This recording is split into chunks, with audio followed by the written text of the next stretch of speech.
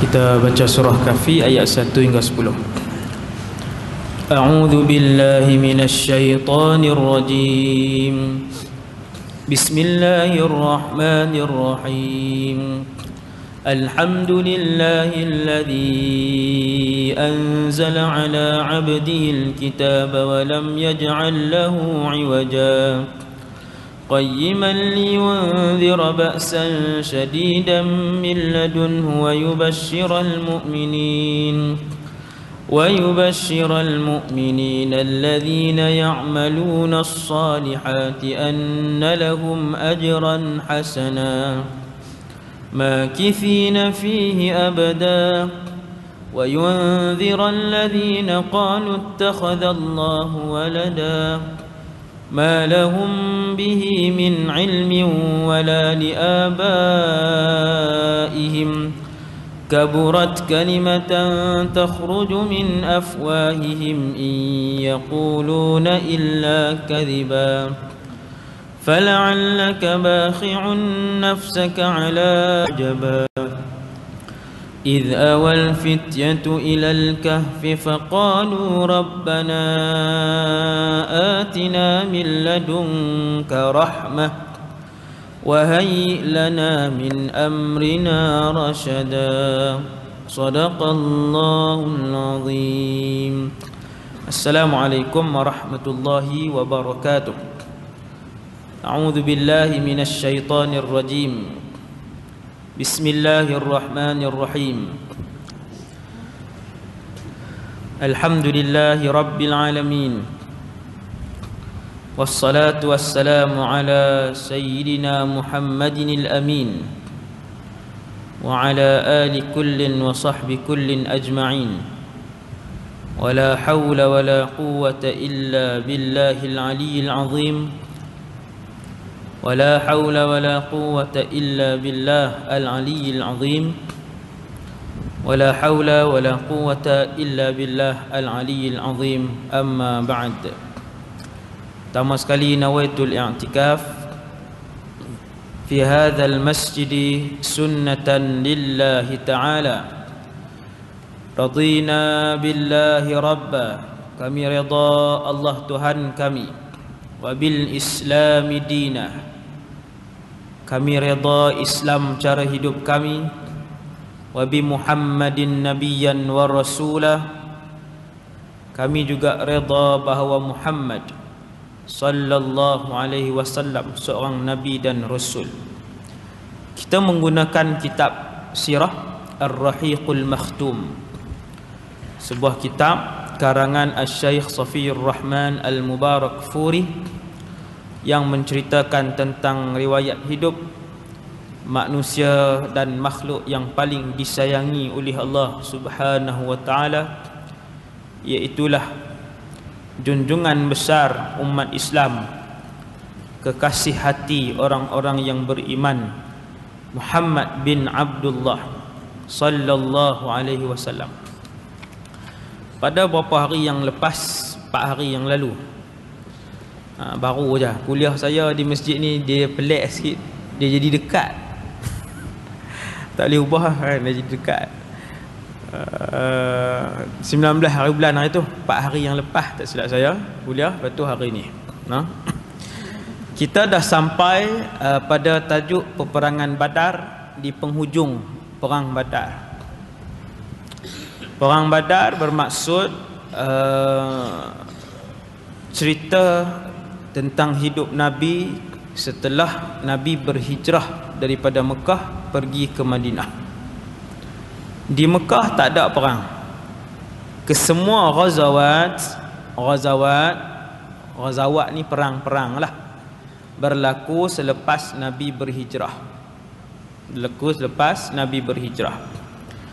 Sebelum perang Badar, selalu saya sebut ada lebih kurang 4 peperangan lain yang dulu kita dah pernah baca dah.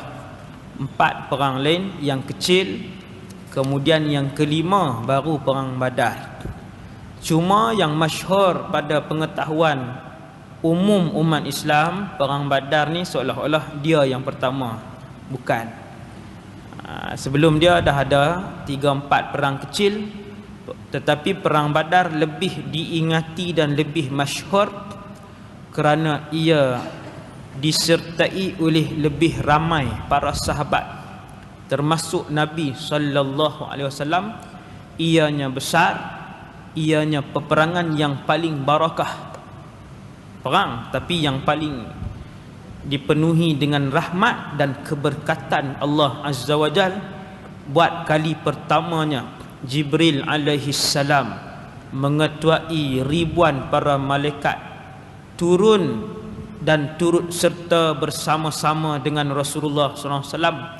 Jibril dan para malaikat juga turun dengan binatang-binatang tunggangan mereka, seperti yang kita dah cerita, sabit dengan hadis-hadis yang sahih. Sampai turun para malaikat, tuan-tuan, yang tu kita selalu hurai dah. Apabila seluruh pasukan tentera Islam iman dan pergantungan tawakal mereka sebulat-bulatnya kepada Allah Azza wa Jal, ketika itu rahmat dan bantuan Allah akan turun. Hari ini kita sampai pada muka surat 218. Muka surat 218 kita dah baca sampai ke nombor 9. Beberapa pengajaran awal daripada perang Badar yang dikeluarkan oleh tuan guru pengarang ni. Kemudian habis nombor 9 tu, tuan-tuan tengok yang guna kitab perenggan bawah tu sikit je. Hasil daripada peperangan seperti yang dinyatakan di atas, bahawa ia adalah satu cara yang memalukan bagi orang kafir dan satu manifestasi kemenangan bagi Islam. Perang Badar memalukan orang-orang Quraisy di Mekah, sangat malu. Sebab pertama, yang tu adalah pertempuran pertama di antara kerajaan Quraisy dan juga kerajaan Islam Madinah Al-Munawwarah. Buat pertama kalinya. Perang kali pertama kalah pula, malu. Lebih menambahkan malu Quraisy lagi ialah bilangan mereka ketika tu ramai. Semua orang Arab di semenanjung daripada Yaman sampai ke Iraq, semua dah tahu Quraisy mengeluarkan hampir keseluruhan kekuatannya, kemudian kalah. Maka perang Badar perang yang memalukan pimpinan-pimpinan Quraisy di Mekah. 14 orang Islam mati syahid. 14 mati syahid. Dalam perang Badar sebanyak 14 orang sahabat yang mati syahid. Siapa sahabat-sahabat tu? Antara apa nama ni? Yang paling masyhur di kalangan para sahabat yang mati syahid ketika tu, tak silap saya, Mus'ab ibnu Umair ataupun Sayyidina Mus'ab syahid dalam perang Uhud. Saya tak perasan. 14 orang. Tuan-tuan, nak tahu siapa dia 14 orang ni, tuan-tuan boleh rujuk dalam kitab Ibnu Ishaq, kitab sirah Ibnu Ishaq. 14 orang Islam mati syahid di kalangan sahabat, 6 muhajirin, 8 ansar. Orang mengaji sirah dia reti, dia mesti reti sebut muhajirin ansar, dia tahu apa beza. Apa beza orang Islam muhajirin dan orang Islam ansar? Bukan Islam membahagi-bahagikan, mengklasifikasikan sahabat ni sebab atas dasar pangkat dan juga keturunan. Tapi pembahagian ni dibuat supaya kita kenal yang mana satu kumpulan sahabat yang berasal daripada Mekah dan yang mana satu berasal daripada Madinah. Yang ni benda yang sangat asas lah. Kalau ada malam ni yang tak tahu, pakat-pakat hafal dan fahami benda ni. Balik tanya anak-anak pasal sirah. Paling kurang tuan-tuan, hak mana tersinggah ke, memang saja main singgah ke, memang ada niat main kuliah ke, maklumat macam ni balik tanya anak. Berapa orang anak ada, tanya apa nama ni, maklumat asas ni. Orang kafir kalah teruk dalam perang Badar, 70 terbunuh dan ramai pula yang menjadi tawanan. Dalam setengah kitab sirah disebutkan 70 di kalangan orang kafir mati dan 70 lagi menjadi tawanan perang. Ramailah 140 lah lebih kurang. Ramai tokoh Mekah terkemuka dan setengahnya merupakan musuh utama Nabi SAW. Turut terbunuh ialah ketua mereka Abu Jahal. Ini semua orang tahu. Kita mengaji sirah, kita dengar kejahatan Abu Jahal selama 13 tahun di Mekah. Itu noh kita belajar noh, selama setahun kita ada sebut perjuangan Nabi di kota Mekah. Nama yang paling banyak disebut Abu Jahal. Tuan-tuan, Abu Jahal ni bila Nabi hijrah perang, dia mati dalam peperangan itu. Awal Allah Ta'ala banyak tindakan-tindakan zalim yang dilakukan oleh Abu Jahal.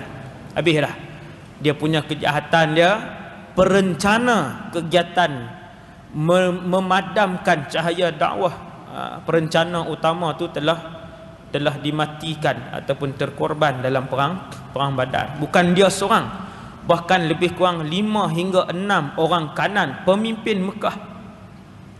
Tinggal lagi yang tak mati 5 pemimpin kanan atau 6 yang mati dalam perang Badar. Tinggal lagi yang belum mati ialah Abu Lahab. No, satgi kita tengok macam mana Abu Lahab mati. Kemudian apa Nabi buat tuan-tuan setelah melihat kematian yang ramai ni? Tuan-tuan tengok apa tindakan Rasulullah waktu tu dalam peperangan itu. Pada hari ketiga, Rasulullah SAW keluar melihat orang-orang kafir yang terkorban, lalu bersabda. Tuan-tuan, Nabi arahkan para sahabat seperti yang kita sebut beberapa hari yang lalu, korek satu lubang yang besar. Ini ajaran Islam. Ini ajaran Islam. Walaupun tidak dimandikan kerana jenazah itu kafir, tidak disolatkan kerana jenazah itu kafir, tidak dikafankan seperti mana jenazah orang Islam lain yang tidak syahid kerana mereka kafir. Akan tetapi Islam tetap mengajar untuk menghormati kemanusiaan yang ada dalam diri orang mati itu. Apa yang Islam hormat tuan-tuan? Kemanusiaan dia. Kerana manusia adalah makhluk Allah SWT yang paling mulia.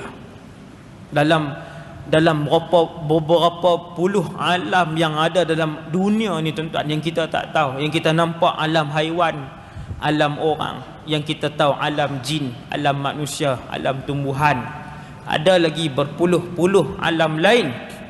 Allah memilih manusia untuk menjadi penghulu kepada semua jenis makhluk daripada alam yang pelbagai ni, tuan-tuan sekalian.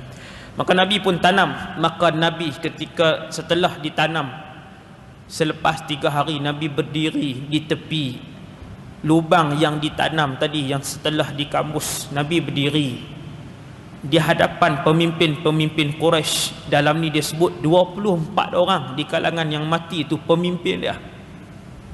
Hak pegang jawatan ni lah, kira adun dia lah, senang kan, adun dia.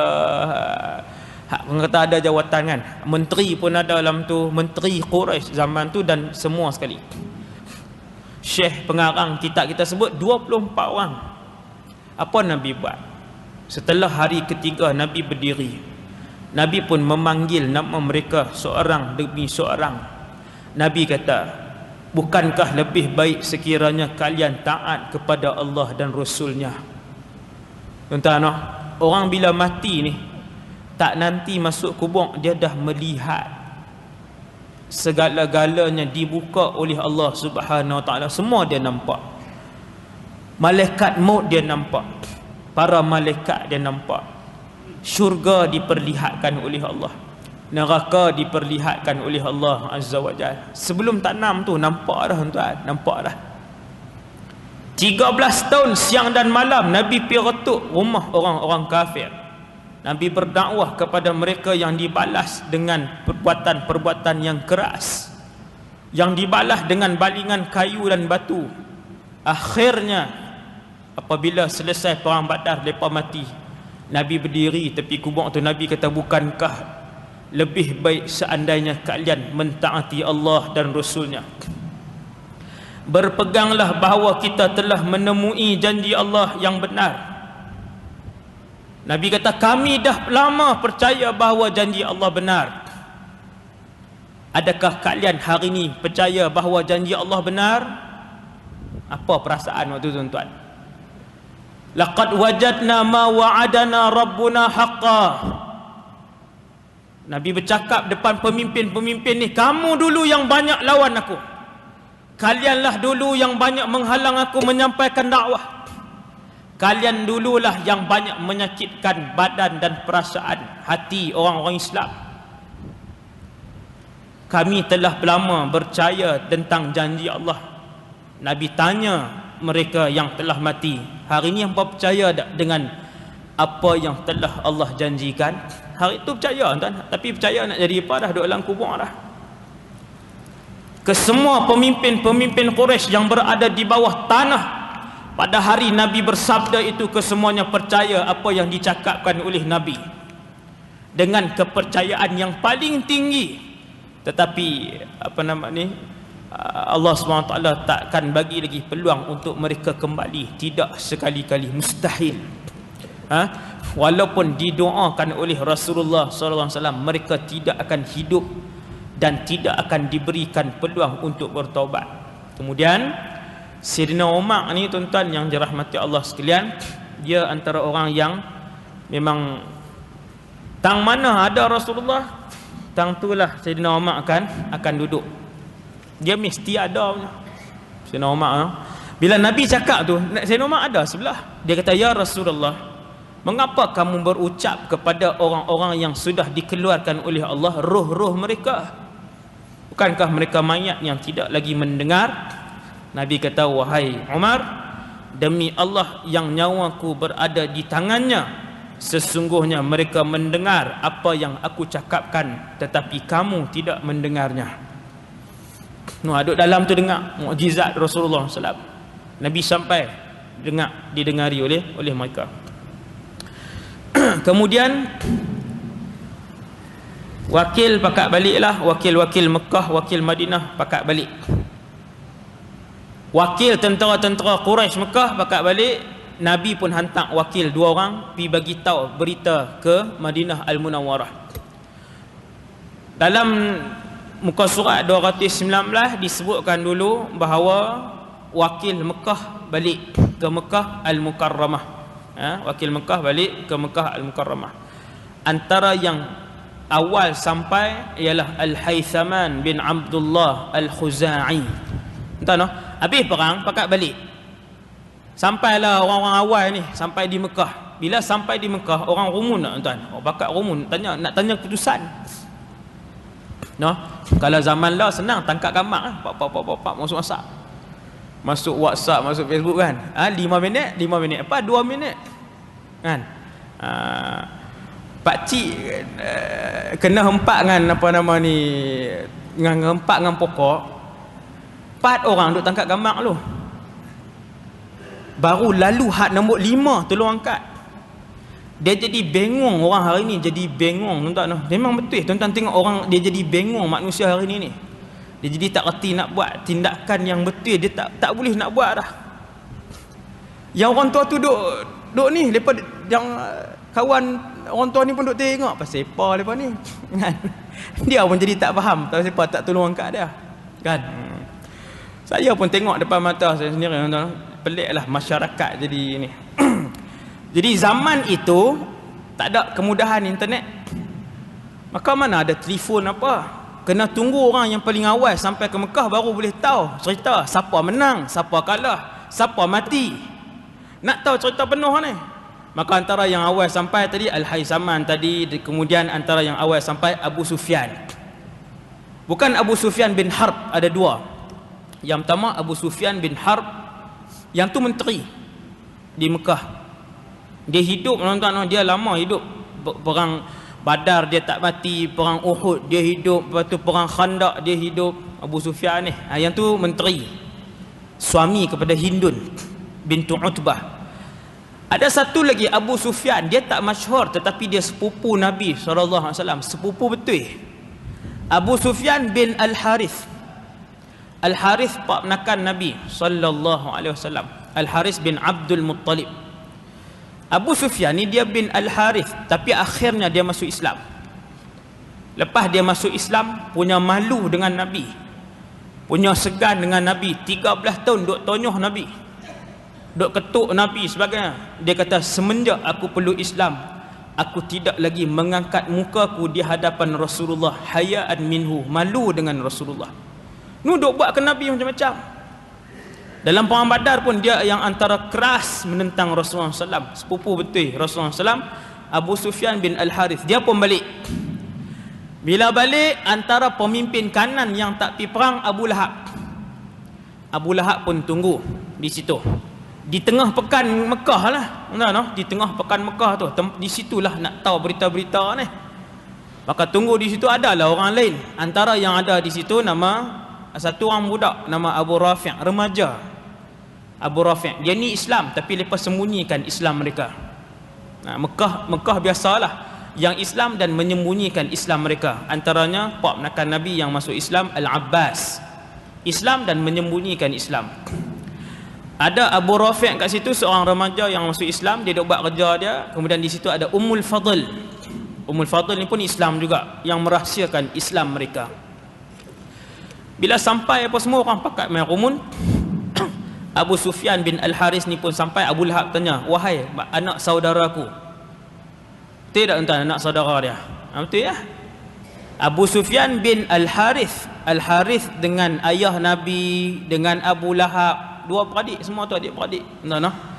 Jadi bila anak menakan dia balik, berita paling dia boleh percaya, anak menakan dia lah, wahai anak saudaraku, ceritakan secara lengkap apa yang berlaku, siapa menang, berapa orang mati, siapa kalah dan sebagainya. Dia kata, wahai bapa saudaraku Abu Lahab, bukan Abu Lahab lah panggil apa nama ni, wahai bapa saudaraku, kami ketika berperang bagaikan menyerah bahu-bahu kami untuk dibunuh sekehendak hati mereka. Pergi perang tu macam kan tak boleh buat apa dah. Ini bantuan Allah, iaitu Allah mencampakkan perasaan gerun dan gelisah dalam hati musuh. Tuan-tuan, perasaan ni akan dicampakkan oleh Allah ke dalam hati ke semua musuh-musuh Allah sepanjang zaman sampailah kiamat. Sebab tu kalau berperang, jangan takut. Seperti mana Allah SWT membuatkan mereka gerun, gelisah dan takut, macam itulah bila kita berhadapan dengan musuh Allah dalam peperangan, mereka juga akan merasakan perasaan yang sama pada bila-bila zaman pun sampailah kiamat di kalangan umat Nabi Muhammad SAW. Maka Abu Sufyan bin Al-Harith ni kata, kami ni macam serah diri kami untuk dibunuh sekehendak hati orang Islam. Macam mereka boleh pilih nak bunuh siapa. Mereka boleh tawan sekehendak hati mereka siapa yang mereka nak tawan, sehingga aku tak boleh nak kawal tentera dan orang aku sendiri, kata Abu Sufyan yang merupakan salah seorang panglima perang. Dia kata tak boleh kawal. Lebih-lebih lagi dalam keadaan demikian, kami berhadapan pula dengan lelaki-lelaki yang serba putih, memecut dan menunggang kuda-kuda mereka di antara langit dan bumi. Orang kapiak pun nampak tuan dalam tu. Para malaikat turun dengan kuda tu bukan dengan rupa malaikat, dengan rupa manusia. Bukan orang Islam saja nampak, bukan Islam pun tengok duk turun mai. Maka cerita itulah sehingga diriwayatkan oleh para sahabat sebelum masuk Islam, lepas masuk Islam pun mereka cerita, betul dulu waktu kita perang dalam perang Badar, kami pun nampak.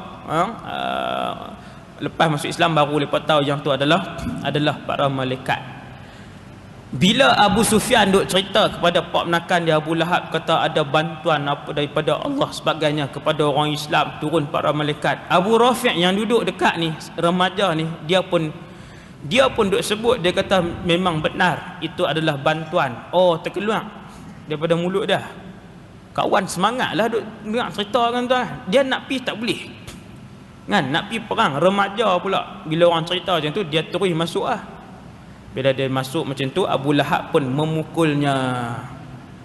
Bila Abu Lahab pukul dia, dia pun berlawan dengan Abu Lahab. Cerita ni, Abu Rafi' remaja tadi berlawan dengan Abu Lahab. Akhirnya Abu Lahab duduk atas dia, mengalahkan dia.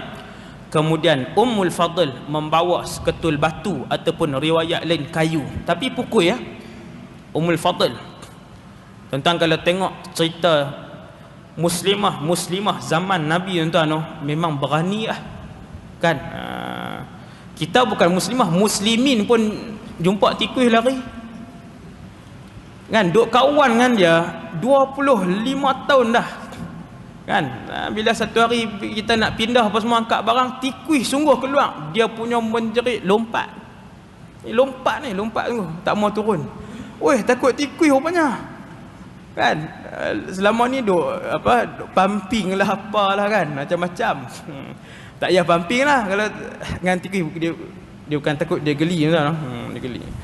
Tuan-tuan yang dirahmati Allah sekalian, Ummul Fadl ni bila dia tengok satu orang Islam lain, depa kenal lah, sama-sama orang Islam kenal, selalu buat perjumpaan dengan Rasulullah di rumah Al-Arqam ibn Abil Arqam, maka kenal antara satu sama lain. Dia ambil batu ataupun kayu, dia hempuk di kepala Abu Lahab.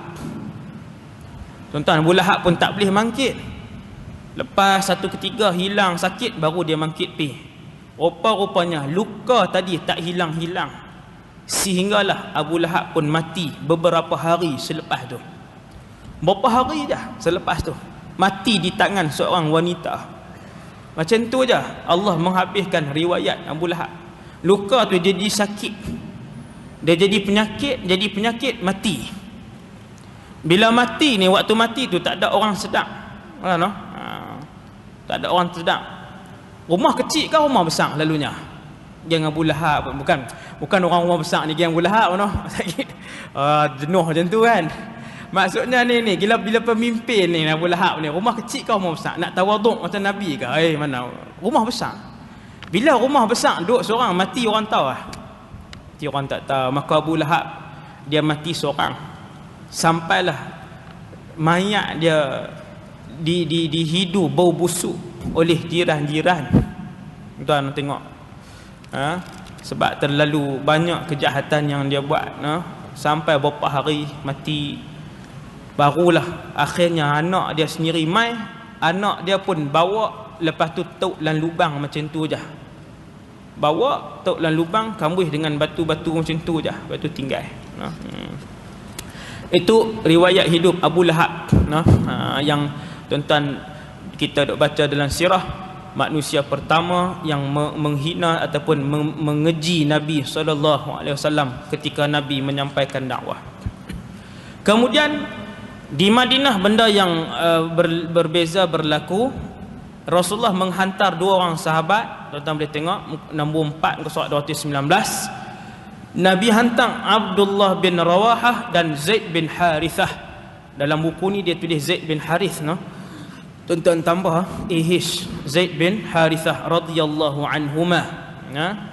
Nabi hantar dua orang ni naik kuda pi Madinah, bagi tahu berita gembira kemenangan orang Islam. Pasal apa Nabi hantar dulu dua orang ni? Dua sebab. Yang pertama, Nabi tak balik lagi menguruskan jenazah-jenazah yang Islam dan tidak Islam. Kedua, Nabi menguruskan harta rampasan perang. Dan yang ketiga, sallallahu alaihi wasallam, Nabi uruskan. Dan yang ketiga, pasal apa Nabi hantar dulu? Yang ketiganya kerana Nabi tahu orang-orang munafik akan buat benda yang tak elok kalau Nabi sampai lambat. Sungguh tuan-tuan, orang munafik ni apabila Abdullah ataupun Zaid bin Harithah balik ke Madinah nak bawa berita gembira, naik unta Nabi yang bernama Qaswa. Tuan-tuan, zaman lah orang pakat beli kuda kan, pakat beli kuda apa semua. Dulu orang telefon saya tanya nama, nak buh nama anak lah nak tanya saya nak buh nama kuda pula dah. Saya kata jenuh macam ni, nama kuda pun tanya kita juga. Hantar mesej banyak kali pula tu. Oh, sakan. Dia tak tahu kata sehari dengan orang duk tanya hak tu, Allahu Rabbi. Tanya lagi kita tak jawab nama kuda tu kan. Last kali nak buh nama dia geram kan.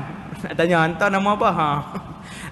Jadi tapi kuda ni dia tak boleh lah kita duk pi buh nama Huzaifah, Uwais pula kan. Nabi namakan Al-Qaswa kan, unta Nabi. Al-Qaswa. Unta Rasulullah dikenali. Unta Rasulullah dikenali. Unta Nabi ni laju. Unta Nabi laju. Jadi bila Zaid ataupun Abdullah balik naik unta ni, geng-geng munafik ni bila masuk pintu kota Madinah, dia berkata, tu dia Muhammad mati dah, kita semua berjaya. Dia sebab geng munafik ni, dia sebab siap dah. Dia pi, dia bahagi hang duk kedai hang pi di Merkit, hang pi lepak di Merkit, hang sebab di Merkit, hang pi kedai ni 24 jam restoran ni, dok contoh lah kan, ramai tang tu. Hang pi di padang bola, hang pi sebab. Tuan-tuan, berita tu disebarkan di Madinah, Rasulullah telah pun mati, disebarkan oleh orang-orang munafik. Tengok unta dia aja balik. Dan akhirnya berjaya dikawal. Kerana di Madinah tak sama macam di Mekah. Di Madinah banyak rumah-rumah yang telah Islam, yang penghuninya telah Islam. Akhirnya Zaid dan Abdullah pun kumpul orang ramai bagi tahu bahawa umat Islam menang besar. Kemudian habis muka surat 219, tengok muka surat 220. Muka surat 220, Usamah bin Zaid menceritakan bagaimana dia menerima berita jelas tentang kemenangan tidak berapa lama selepas Ruqayyah, anak perempuan Nabi SAW, juga isteri kepada Uthman ibn Affan, dikebumikan. Ni mengaji sirah kita tahu. Siapa meninggal? Anak Nabi. Nama apa? Ruqayyah bintu Muhammad sallallahu alaihi wasallam. Meninggal kecil ke meninggal besar? Hak mana jawab meninggal kecil itu saja sangat lah. Kan? Dah bernikah dah dengan Sayyidina Uthman. Ruqayyah isteri pertama Sayyidina Uthman. Sayyidina Uthman kahwin 2 anak Nabi, 2 orang. Anak perempuan Nabi, Sayyidina Uthman kahwin 2 orang. Meninggal sebab sakit. Sebelum keluar nak pergi ke Badar, bukan untuk berperang tetapi untuk merampas barang dagangan Quraisy. Waktu tu Sayyidina Uthman nak keluar sekali, tuan-tuan tengok sifat apa nama ni, iman Sayyidina Uthman pun hebat. Dia pun nak keluar, dia tak mau duduk Madinah. Tetapi disebabkan Ruqayyah radhiyallahu anha sakit, wa alaiha salam, sakit teruk dah. Nabi kata kepada Sayyidina Uthman untuk duduk. Sebab apa tuan-tuan? Sebab Nabi mana ada keluarga lain. Mana pak menakan Nabi? Tang mana mak menakan Nabi? Mana mak ayah Nabi yang boleh jadi tok dengan tok wan? Kan? Mana ada. Maka apa nama ni, Sayyidatuna Ruqayyah alaiha salam hanya ada suami dia saja. Maka Nabi beritahu kat Sayyidina Uthman, wahai Uthman, kamu tinggal dengan isteri kamu kerana dia sudah sakit. Dan alhamdulillah tuan-tuan, apa nama ni, ketika kematian Ruqayyah, Sayyidina Uthman ada di sisi, ada di sebelah. Bila Sayyidina Ruqayyah meninggal, perang Badar. Bukan dalam perang, Nabi keluar pergi perang, dia meninggal di Madinah. Kemudian selepas 3 hari Nabi duduk di Badar, lepas habis perang, urus jenazah apa semua. Tuan-tuan yang dirahmati Allah, harta rampasan perang buat kali pertama nak dibahagikan. Nak ikut sistem mana ni? Nak bahagi, nak ikut sistem mana? Tuan, syariat ni baru. Syariat Nabi Muhammad ini baru. Kira bila berlaku baru tunggu wahyu. Apa wahyu nak jawab, respon kepada yang berlaku.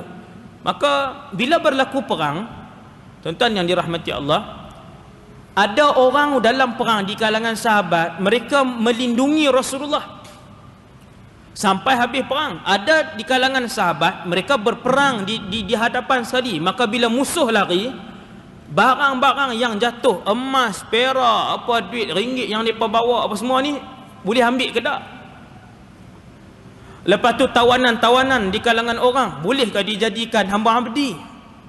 Maka tuan-tuan, ketika tu berlaku perselisihan pendapat yang besar di kalangan sahabat, sehingga Allah SWT menurunkan ayat. Nabi kata nanti benda ni belum dijawab oleh Allah Azza wa Jal, akhirnya turun surah Al-Anfal. Hak tuan-tuan nak baca tu, yas'alunaka 'anil anfal, wahai Muhammad, mereka sibuk bertanya kepada kamu tentang harta rampasan perang. Maka Allah pun jawab di situ, apa nama ni, 1/5 daripada harta rampasan perang adalah untuk Allah dan Rasulnya. Untuk Allah dan Rasul. Allah dan Rasul ni bagi kat siapa? 1/5 bagi kepada Nabi dan ahli keluarga Nabi. Dalam sirah baru kita nampak kan, 1/5 daripada semua harta rampasan perang. Tuan-tuan bayang tengok banyak mana. 1/5 banyak tuan-tuan. Tapi kalau tuan-tuan baca kehidupan Nabi dalam Asy-Syama'il, Nabi mewah ke Nabi bersederhana? Sederhana. Kemana pi 1/5 tadi tuan-tuan? Tuan-tuan baca Syama'il, baca sirah, tengok kehidupan Sayyidatuna Fatimah, anak bongsu Nabi, yang pi ambil ayak berkilo-kilometer angkut ayak. Pi mana 1/5 harta rampasan perang? Hasil daripada perang Uhud pi mana? Hasil daripada perang Khaybar, antara bandar dan kampung perladangan terkaya di semenanjung tanah Arab, Khaybar, pi mana 1/5? Maka Nabi tuan-tuan, walaupun Allah memberikan kepada Rasulullah 1/5, 1/5 itu dikembalikan oleh Rasulullah kepada umat Islam. Kita ambil. Kalau Nabi ambil tuan-tuan, satu perang sudah cukup untuk mengayakan Nabi SAW. Satu perang ya. Satu peperangan sudah cukup untuk memewahkan Nabi sallallahu alaihi wasallam. Tapi Nabi tak ambil. Tuan-tuan, Nabi ambil dan kemudian memberikan membahagikan semula kepada orang miskin di kalangan sahabat. Jadi berlaku perselisihan pendapat sahabat. Ada sahabat kata ni harta kami sebab kami duduk di barisan depan daripada awal perang sampai habis. Sahabat yang duduk dekat Nabi pula kata kami melindungi Rasulullah. Kami melindungi Rasulullah sallallahu alaihi wasallam. Maka akhirnya turun ayat ni. Nabi pun buat pembahagian. Setelah sampai di satu tempat, harta-harta itu dibahagikan. Dibahagikan. Kemudian muka surat 221. Dalam perjalanan pulang ke Madinah, merentasi bukit gurun yang luas, Nabi mengagihkan harta rampasan itu sama banyak di antara pejuang-pejuang. Selepas diambilnya 1/5, dia panggil Al-Khumus. Setibanya di Safra, baginda memerintahkan agar 2 orang tawanan dibunuh. Ni tuan-tuan, Nabi arah 2 orang dibunuh. Siapa dia? 2 orang. Yang pertamanya nama An-Nadhr ibnul Harith, dan yang keduanya nama Uqbah ibn Abi Mu'ayyid. Hak ni cukup masyhur punya. 2 nama ni cukup masyhur. Apa sahaja kejahatan besar yang dilakukan oleh orang Quraisy kepada Nabi, nama-nama ni mesti ada. Utbah ibnul Walid, Uqbah ibn Abi Mu'ayyid, Abu Jahal, nama ni mesti ada. Tuan-tuan, 2 ni hidup dalam perang tu selepas habis peperangan. Cumanya bila sampai satu tempat, Nabi mengarahkan agar mereka ini dibunuh. Boleh tuan-tuan, dalam peraturan ataupun undang-undang perang ni dibenarkan benda tu. Khalifah boleh mengeluarkan arahan untuk dibunuh siapa saja. Tawanan yang 70 orang tu bunuh semua pun boleh. Bunuh semua pun boleh.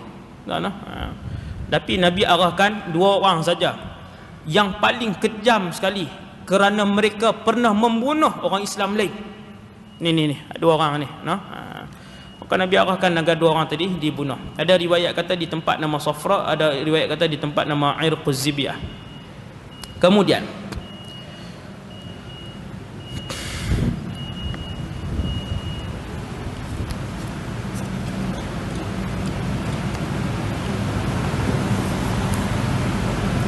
akhirnya Nabi pun sampai di Madinah Al-Munawwarah dan disambut oleh pemimpin-pemimpin kabilah yang lain yang tidak menyertai Badar.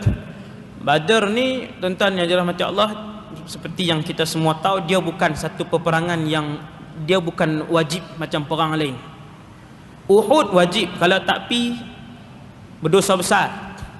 Khaybar perang yang wajib, Khandaq perang yang wajib, Tabuk perang yang wajib, kalau tak pi semua tu berdosa besar. Kenapa Badar bukan perang yang wajib? Sebab Nabi keluar pi Badar bukan untuk berperang. Memang bukan untuk berperang, nak pi tu nak sekat je, entah no. Nah, maka bila Nabi sampai di Madinah, ada beberapa orang di kalangan ketua-ketua kabilah yang dah tunggu Nabi, orang Islam. Lepas tu semua orang Islam lain lah di Madinah Al-Munawwarah tunggu di situ. Dalam lepas peperangan Badar, ramai yang masuk Islam. Tuan-tuan nak mudah faham, perang Badar berlaku tahun 2 Hijrah. Jumlah tentera waktu tu 300 orang lebih kurang. Tahun berikutnya dalam bulan Syawal berlaku perang Uhud. Berapa tentera Islam? 1000. Berapa tentera Islam? 1000. Dalam perjalanan perang Uhud nanti kita akan dengar, ketua munafik ni dia tarik 300 orang buat balik. 300 orang buat balik, dan balik sungguh 300, maka tentera tinggal 700 orang. Waktu Nabi balik dalam perang Badar, tuan-tuan, satu Madinah semua dah riuh dah, orang Islam menang apa semua, ramai yang masuk Islam. Waktu tu siapa masuk Islam? Antara yang masuk Islam waktu tu adalah Abdullah bin Ubay bin Salul, kepala munafik ni, ketua munafik di Madinah. Nama title ketua munafik itu bukanlah rasmi, maksudnya buh di rumah dia, ini rumah ketua munafik Madinah. Tetapi ketua munafik itu dikenali oleh semua orang Islam secara diam. Nabi sendiri tahu, dan sahabat kalau tanya pun memang Nabi jawab, ya, dia munafik. Nabi memang benda tu tahu, sahabat-sahabat tahu dia ni memang munafik. Dia masuk Islam betul-betul bukan kerana Islam. Dan dia main masjid pun dia main waktu-waktu yang mudah ya. Apa dia? Maghrib. Waktu susah tak main, apa dia? Subuh. Macam kena sama. Bukan saya sebut, hadis yang sebut. Abdullah bin Mas'ud sebut, orang munafik zaman kami depa tak mai semayang subuh di masjid. Kan zaman Nabi lah. Jadi Abdullah bin Ubay bin Salul antara yang masuk Islam selepas peperangan tersebut, dan dia bukan peluk Islam kerana Allah. Bila sampai ke sana, Nabi pun pesan kepada orang Islam supaya menjaga tawanan-tawanan dan melayan mereka dengan layanan yang baik. Ini dakwah Nabi SAW. Tawanan perang tidak disiksa, tuan-tuan. Ni kita belajar ni, antara benda yang kita belajar hari ni bila tuan-tuan tengok fitnah zaman hari ni, kekeliruan zaman hari ni. Yang bawa bendera tulis la ilaha illallah, hitam putih, yang bawa bendera tulis Hasan Hussein. Yang mana satu ni hak mengaku Islam, hak ni mengaku jihad, hak ni mengaku ni sebagainya. Tapi bila mereka tangkap musuh, kalau betul yang mereka tangkap tu musuh, kita tengok mereka seksa. Kan? Sedangkan kesemua para ulama bersepakat apabila mempelajari sirah Nabi SAW, Nabi adalah seorang panglima perang yang sentiasa berpesan kepada pasukan perangnya, kalau kita pergi perang jangan bakar rumah, jangan ditebang pokok-pokok ladang mereka, jangan bakar rumah-rumah ibadat mereka, jangan bunuh orang-orang tua, kanak-kanak dan wanita mereka. Hadis tu masyhur. Begitu juga bila dapat tawanan perang, Nabi larang dan Nabi begitu marah kalau tawanan perang dikasari. Benda makan tawanan perang pun dijaga. Nabi kata bagi makanan yang baik kepada mereka. Berapa ramai pemimpin kabilah yang masuk Islam. Sebab apa? Sebab tengok akhlak Nabi, sebab tengok akhlak sahabat radhiyallahu anhum. Masuk Islam, tuan. General ni kan, masuk Islam bila tengok dan sebagainya. Itu yang Nabi, termasuklah tawanan perang Badar, ramai yang masuk Islam. Pasal apa? Nabi pesan bagi makan mereka makanan roti yang baik, lauk yang baik. Tuan-tuan. Jadi yang terakhirnya untuk hari ini, tajuk tawanan perang ni seramai 70 orang. Sebelum kita tutup kuliah pada malam ni, seramai 70 orang yang ditawan ni, tuan-tuan yang dirahmati Allah, Nabi panggil para sahabat nak bincang, nak buat apa 70 orang ni. Bunuh ke semua boleh, buat tebusan ke semuanya pun boleh. Tebuslah, maksudnya siapa nak bebaskan diri dia, apa nama, bayar, suruh adik-beradik bayar dan sebagainya. Macam-macam pilihan, tuan-tuan.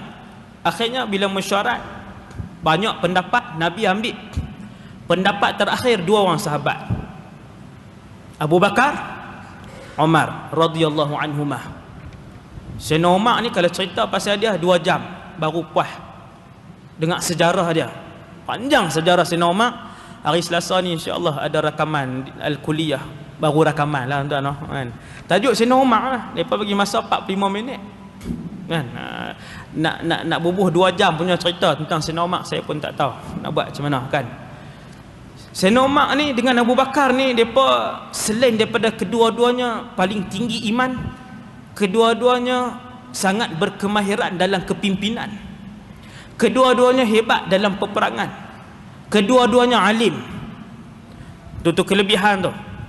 Bila mereka ada kemuncak kepada 4 jenis kelebihan ni, dua-dua sama banyak, sama tinggi ni, keputusan terakhir selalunya Nabi kan tanya, wahai Abu Bakar, apa pendapat kamu? Alasan ni, tentang apa pendapat Abu Bakar? Abu Bakar kata, ya Rasulullah, kita jadikan mereka tebusan, suruh ahli keluarga mereka bayar duit kan.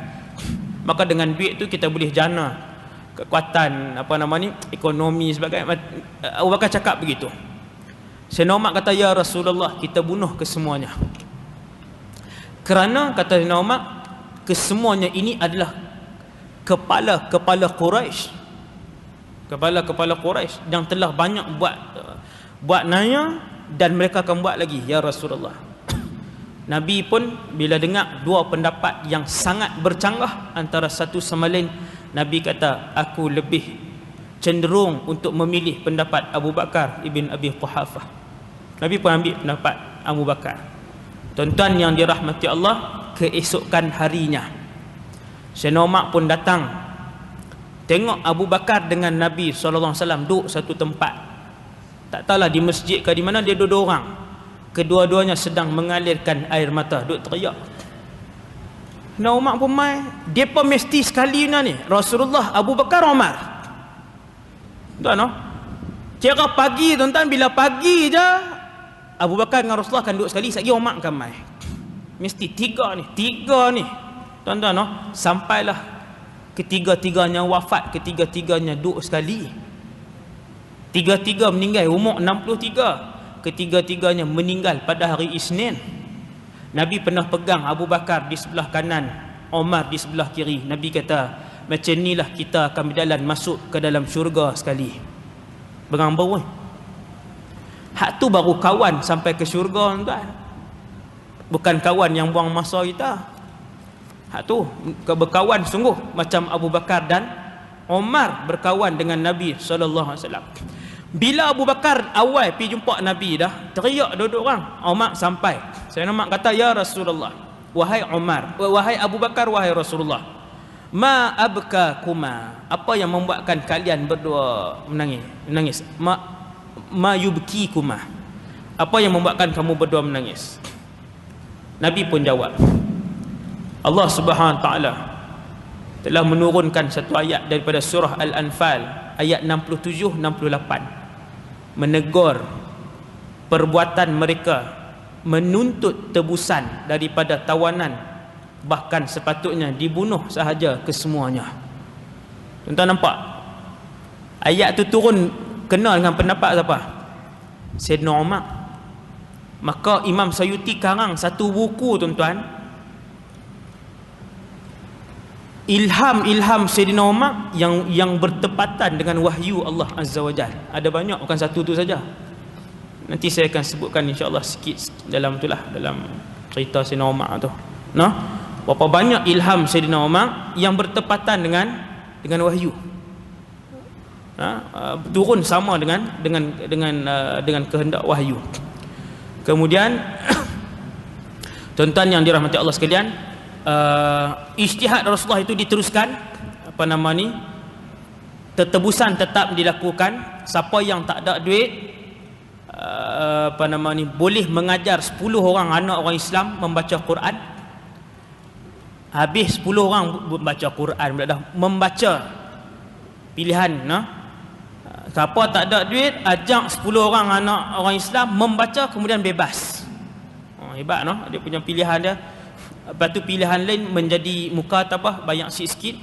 Pilihan lain Nabi tengoklah kemampuan. Siapa yang kaya 4,000 dirham, kurang sikit 3,000, ada yang dikenakan 1,000 dirham. Dan ada 2-3 orang yang dibebaskan oleh Nabi SAW disebabkan oleh sebab-sebab tertentu. 2-3 orang, antaranya Abu Izzah, antaranya Abu Rabi'ah. Nabi bebas macam tu ya, 2-3 orang. Ada sebab lah, ada sebab kebaikan yang mereka ni buat dulu ni. Antara tawanan yang mengalirkan air mata Nabi SAW ialah apabila sampai kepada tawanan yang bernama Abul As. Abul As ni keluarga dia hantar kalung, hantar rantai. Cerita ni yang terakhir lah untuk malam ni. Abul As ni tuan-tuan, keluarga dia hantar kalung emas.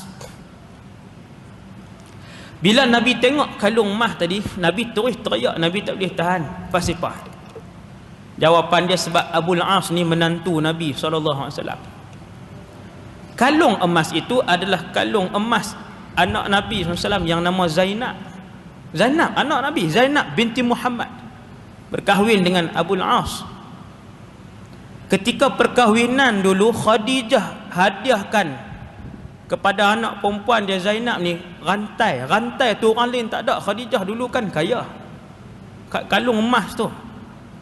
Maka setelah Khadijah wafat apa semua, Rasulullah minta tebusan. Tiba-tiba Zainab bagi rantai tu, bagi kalung tu. Nabi pun tengok kalung tu, Nabi menangis. Maka para sahabat kesian melihat Nabi SAW. Akhirnya kesemua para sahabat bersetuju untuk membebaskan Abul As tanpa bayaran kalung tadi, dengan syarat dipulangkan Zainab ke Madinah Al-Munawwarah.